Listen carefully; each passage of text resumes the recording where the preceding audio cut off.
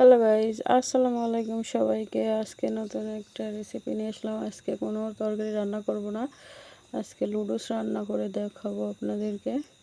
তা আমি বাসাতে এভাবেই লুডোস রান্না করি, আপনারা কিভাবে রান্না করেন প্লিজ কমেন্টে জানাবেন। তো এই তো আমি পানিটা গরম হয়ে যাওয়ার পরে আমি লুডোস দিয়ে দিয়েছি, লবণ দিয়েছি সাথে, দিয়ে একটু সিদ্ধ করে নেব। আশা করি এটা সবাই রান্না করতে পারে, এটা নতুন কোনো কিছু না, রান্নাটা একদম সহজ। তো এই তো প্রায় সিদ্ধ হয়ে গেছে আমার, এখন আমি নামিয়ে নিব। এই তো দেখেন কতটা ঝরঝরা আর কতটা সুন্দর হয়েছে, একটার সাথে আরেকটা লেগে যায় নাই। তো আমার ভিডিওটি যে যেখান থেকে দেখছেন, ভিডিওটি যদি ভালো লাগে তো অবশ্যই লাইক কমেন্ট একটা সাবস্ক্রাইব করে দিয়েন। তো এই দেখেন আমি কড়াই বসিয়ে দিয়েছি, তেল দিয়ে দিচ্ছি পরিমাণ মতো, আপনারা বাড়িয়ে কমিয়ে দিতে পারেন।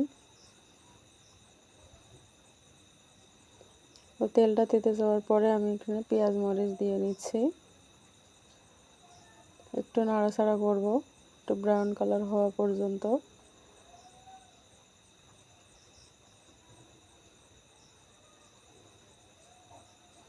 তো এই তো আমার পেঁয়াজ মরিচ ভাজা হয়ে গেছে, এখন আমি ডিম দুইটি দিয়ে দিচ্ছি। এগুলো কিন্তু দেশি মুরগির ডিম ছিল, আমি মরিচের ভিতরে লবণ দিয়ে দিয়েছিলাম, তাই ডিমের ভিতরে লবণ দিলাম না। ডিমের ভিতরে লবণ দিলে কি হয়, ডিমটা মানে লবণটা জায়গায় জায়গায় লেগে থাকে, তো খেতে ভালো লাগে না, ওই কারণে তেলের ভিতরে লবণ দিয়ে দিয়েছিলাম। দেখেন আমার প্রায় ভাজা হয়ে গেছে।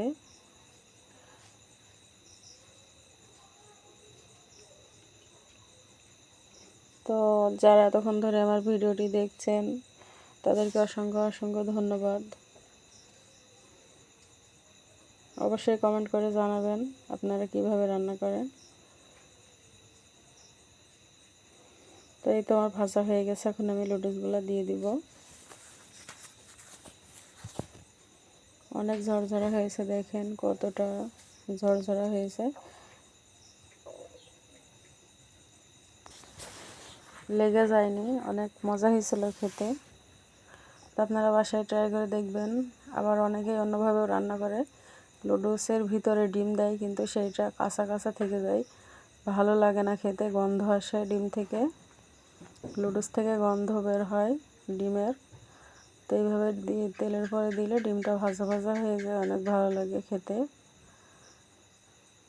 তো যতক্ষণ ইচ্ছা ততক্ষণ নাড়তে পারেন। তো আমার প্রায় হয়ে গেছে,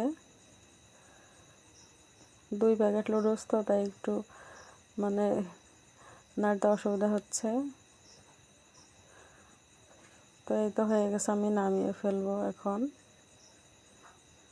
মিশে গেছে ডিমের সাথে।